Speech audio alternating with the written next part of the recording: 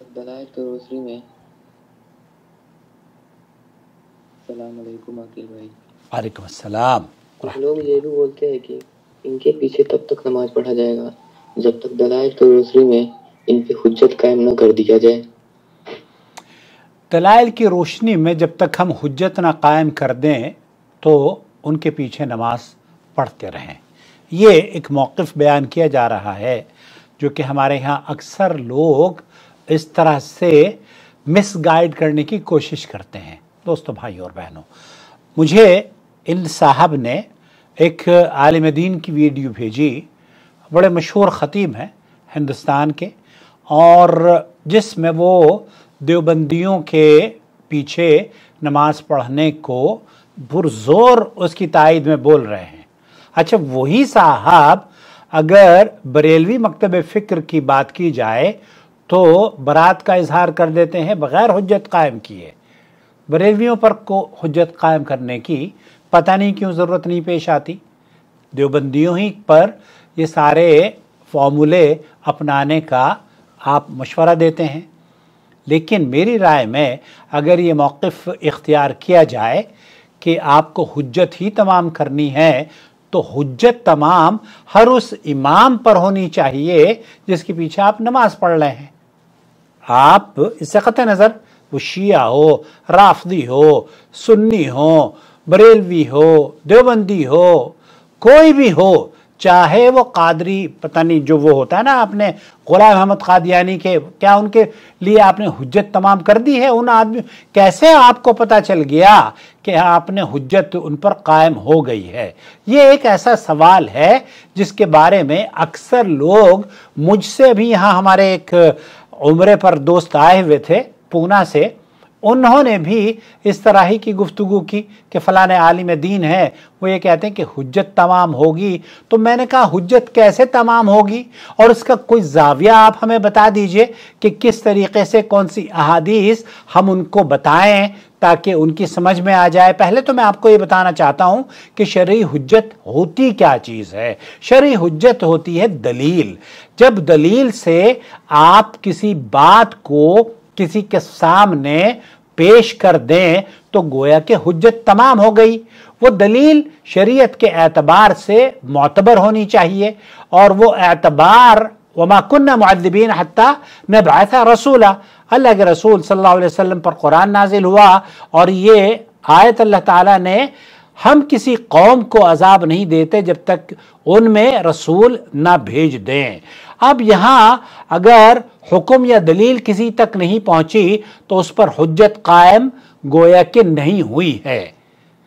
سوال یہ پیدا ہوتا ہے کہ کیا دیوبندی ائمہ جو مساجد میں لمبی لمبی تقریریں کرتے ہیں، ایک شاہی امام ہے، شاید ہریانہ یا پنجاب کے ہیں، ان کی ویڈیو میری نظر سے گزری اور اتنی غیر مہذب اور غیر شائستگی ان کی زبان میں پائی گئی کہ مجھے دیکھ کر بڑی حیرت ہوئی کہ یہ آدمی جسے شاہی امام کا درجہ اور اس کو پروٹوکول بہت سارے لوگ اس کو دیتے ہیں، وہ یہ کہتے ہیں کہ ہم اہل حدیث کی جو نماز ہے، اگر ان کی تو اپنی نمازیں نہیں ہوتی، کیوں نہیں ہوتی؟ وہ یہ کہہ رہے ہیں کہ ایک دن میں مسجد میں ہم لوگ کہیں جا رہے تھے تو مسجد میں ہم داخل ہو گئے، ہمیں پتہ چل گیا کہ یہ اہل حدیث کی مسجد ہے۔ جب آپ کو حضرت یہ پتہ چل گیا کہ اہل حدیث کی مسجد ہے تو اس کے باوجود آپ نے یہ جرت کری کہ ان کے ساتھ آپ نے نماز پڑھی۔ چلیے پڑھ لی، آپ نے اپنے ملنساری اور اخوت اور بھائی چارے اور اسلام کا ایک اچھا سا ایگزامپل یا ایک اچھا نمونہ پیش کیا، لیکن آپ وہاں سے نکلنے کے بعد خطبے میں ان کو کہتے ہیں کہ یہ اہل حدیثوں کی تو نمازیں ہی نہیں ہوتی۔ کیوں نہیں ہوتی؟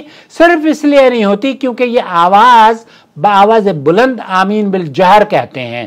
ہماری سمجھ میں یہ نہیں آتا کہ جب آپ مکہ المکرمہ میں یا یہاں کے کسی ذمہ دار کے پاس آتے ہیں چندے کے لیے یا کسی اور کام کے لیے، تو یہاں مساجد میں آمین کی آواز زور سے ہوتی ہے، تو کبھی آپ کو یہ توفیق نہیں ہوئی کہ ان سے کہا جائے کہ جناب آپ ہی کی نمازیں نہیں ہوتی، الا یہ کہ آپ اس اخوت اور بھائی چارگی کو صرف ہندوستان میں ہی اپنے بھائیوں کو، بہرحال اس پر بحث نہیں ہے کہ نماز ہوتی ہے یا نہیں ہوتی، کیونکہ اہل حدیث کی نماز تو ہوتی ہے، اس لیے کیونکہ اللہ کے رسول صلی اللہ علیہ وسلم کی سنت کے مطابق وہ عمل کر رہا ہے۔ آپ کا یہ کہنا کہ حجت تمام، تو حجت تمام کس زاویے سے کی جائے گی، اور کون سا وہ فارمولا ہے جس کے ذریعے حجت تمام کرنے کا سرٹیفکیٹ آپ کو حاصل ہو جائے گا؟ میری ذاتی رائے یہ ہے کہ آپ کی نظر میں تو حجت تمام شاید فلانے مولوی صاحب جب آ کے ان پر واضح طور پر کچھ بیان دے دیں گے تو شاید ہو جائے، لیکن میں یہ کہہ سکتا ہوں کہ ابھی حجت تمام نہیں ہوئی ہے، کیونکہ ان مولوی صاحب کے اندر تو خود خلل پایا جاتا ہے۔ تو مجھے اعتراض کا حق حاصل ہو گیا یا نہیں ہو گیا؟ نہیں، اعتراض کا حق مجھے بھی حاصل ہے، آپ کو بھی حاصل ہے۔ اصولی طور پر یہ ہونا چاہیے، کیا اس شخص کو نبی کریم صلی اللہ علیہ وسلم کی حدیث پہنچی ہے یا نہیں؟ اللہ کے رسول صلی اللہ علیہ وسلم نے فرمایا من صلی صلاۃ ولم یقرأ بها بأم القرآن فہی خداج خداج خداج غیر تمام۔ اللہ کے رسول کی یہ حدیث ہے، لا صلاۃ لمن لم یقرأ بفاتحۃ الکتاب، اس آدمی کی نماز نہیں جس نے نماز میں سورہ فاتحہ نہیں پڑھی۔ اب ایک آدمی ولضالین کے بعد آمین زور سے کہہ دیتا ہے تو آپ کہہ دیتے ہیں کہ ان کی اس لیے نماز نہیں ہوئی ہے کیونکہ انہوں نے زور سے بلند آواز سے آمین کہہ لی ہے۔ میرے بھائی، میرے عزیز، ایک مجھے واقعہ یاد آیا، ایک صاحب تھے، وہ مسجد میں چلے گئے نماز پڑھنے کے لیے، وہاں جا کر انہوں نے آمین زور سے کہہ دی۔ اب وہ جس طریقے سے یہ شاہی امام ہماری مسجد میں گئے ہیں، اسی طریقے سے ہمارے بھی کئی لوگ ہیں جو آپ کی مسجد میں جا کے نماز پڑھ لیتے ہیں اور آمین زور سے کہہ دیتے ہیں۔ تو جب اس نے آمین زور سے کہی تو بڑا ناگوار گزرا ان کو، اور وہ برداشت بھی نہیں کر پائے، جیسے کہ محترم برداشت نہیں کر پا رہے ہیں، ان کو آمین کی آواز سے چڑ ہو رہی ہے اور کہہ رہے ہیں کہ آمین تو جناب بہت زیادہ زور سے کہی جاتی ہے۔ اب یہ پیمانہ کون ڈیسائیڈ کرے گا کہ کتنے زور سے کی جائے گی؟ صحیح بخاری اور مسلم میں اگر آپ حدیث اٹھا کے دیکھیں تو محدثین نے نقل کیا ہے کہ مسجد نبوی کی چھت ایسا گمان ہوتا تھا کہ جیسے اڑنے لگی ہو۔ اب آپ اندازہ کیجئے کتنی آواز میں طاقت ہوتی ہوگی۔ بہرحال بحث یہ نہیں ہے۔ اب وہ جو امام صاحب کے پیچھے جس نے آمین زور سے کہہ دی تھی اہل حدیث نے، جب اس نے کہا آمین تو امام صاحب کو برداشت نہیں ہوا۔ امام صاحب نے سلام پھیرنے کے بعد پوچھا کس سور نے یہ آمین کہی ہے؟ اب یہ لفظ بڑا خطرناک ہے، بڑا زہریلا ہے، آپ کو بھی بڑا تعجب ہوا ہوگا۔ حالانکہ اس طرح کے جملے کوئی جو وہ ہے نا ناٹک باز مولوی کرتے ہوئے نظر آتے ہیں، کیونکہ ایسے جملے وہی کہتے ہیں نا اپنی ویڈیوز میں، ہم تو ان کو بھی ادب اور شائستگی سے بات کرنے کا مشورہ دیتے ہیں۔ تو اس آدمی نے، اس اہل حدیث نے، جس نے یہ سنا امام سے کہ کون سور ہے جس نے یہ زور سے آمین کہی ہے، وہ امام صاحب کے پاس چلا گیا۔ امام صاحب آپ آمین نہیں کہتے کیا سورہ فاتحہ پڑھنے کے بعد؟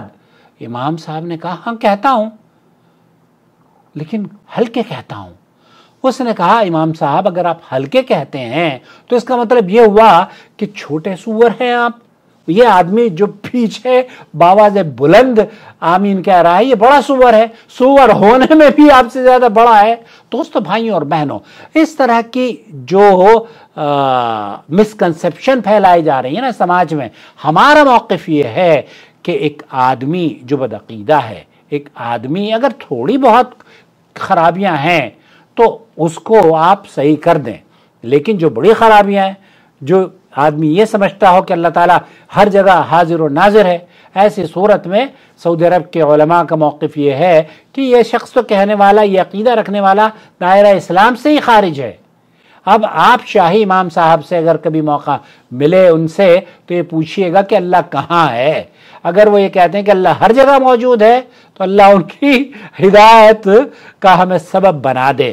دوستو، بھائیوں اور بہنوں، ہم صرف اتنی گزارش کرتے ہیں کہ آپ نماز پڑھنے کے لیے ایک ایسا امام منتخب کریں جو کہ خود نبی کریم صلی اللہ علیہ وسلم کی طریقے کے مطابق نماز ادا کرتا ہو۔ ایک آدمی جس کے پاس لائسنس نہیں ہے، شیخ توصیف الرحمان اکثر کہا کرتے ہیں کہ ایک آدمی جو اندھا ہو یا ڈرائیونگ لائسنس اس کے پاس نہ ہو اور وہ آپ کو کہہ دے کہ ڈرائیونگ لائسنس میرے پاس نہیں ہے، میں آپ کو مکہ تک چھوڑ دیتا ہوں، آپ جائیں گے اس کے ساتھ؟ نہیں، اس کے ساتھ نہیں بیٹھیں گے۔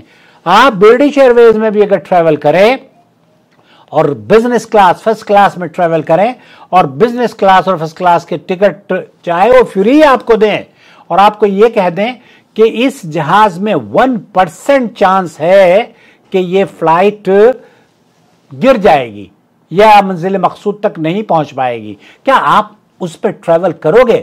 چاہے وہ دنیا کی ایک کلاس انڈسٹری یا ایئر لائن ہی کیوں نہ ہو، آپ اس میں ٹریول نہیں کرو گے۔ میرے بھائی، ایسے ہی آپ ایک ایسے آدمی کے پیچھے نماز پڑھ رہے ہو جس کی اپنی ہی نماز مشکوک ہے، تو ہم تو آپ سے گزارش کرتے ہیں نماز مکمل کر لو۔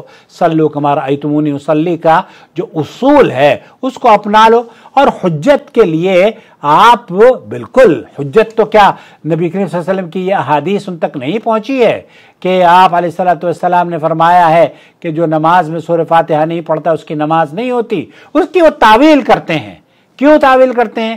کیونکہ آپ نے جیسے علماء سے سیکھا ہے اس کا معنی اور مفہوم، اسی طریقے سے ان کا غلط معنی اور غلط مفہوم اس حدیث کا ان کے مولویوں نے اس کو سجایا ہے۔ اب آپ کہیں نہیں جناب حجت تو تمام ہوئی نہیں ہے، تو حجت تمام کرنے کے لیے کون سا زاویہ ہے، کون سا اسٹینڈرڈ ہے جس کو آپ اپنائیں گے؟ یہ ایک ایسا خدشہ آپ نے پیدا کر لیا ہے کہ جناب حجت تمام نہیں ہوئی ہے۔ دوسرا آدمی اگر حجت بھی تمام ہو جائے تب بھی آپ کہہ سکتے ہیں کہ نہیں، اس میں یہ شق باقی رہ گئی ہے، اس میں یہاں یہ کمی باقی رہ گئی ہے۔ کمیوں میں کی بات چھوڑیے، آپ عقیدے کی بات کیجئے۔ اگر ایک آدمی قرآن و سنت کے مطابق نماز پڑھتا ہے اور ایک آدمی یہ کہتا ہے کہ اللہ تعالیٰ ہر جگہ موجود ہے، تو شیخ صالح الفوزانی فرما رہے ہیں کہ اس کی تو اپنی نہیں ہوتی، آپ اس کو اپنا امام بنا کر بیٹھے ہوئے ہیں۔ اللہ المستعان، وصلی اللہ علی نبینا محمد وعلی آلہ وصحبہ اجمعین۔ میری ویڈیوز میں اگر آپ کو کچھ سجھاؤ دینا ہو تو میں آپ کا خیر مقدم کرتا ہوں، پلیز فیل فری۔ الواجب على علماء الحق أن يتقوا الله وأن يعلموا الناس وأن يرشدوا الناس من طريق الإذاعة، من طريق الكتابة والصحافة، من طريق التلفاز، يعلموا الناس دينهم.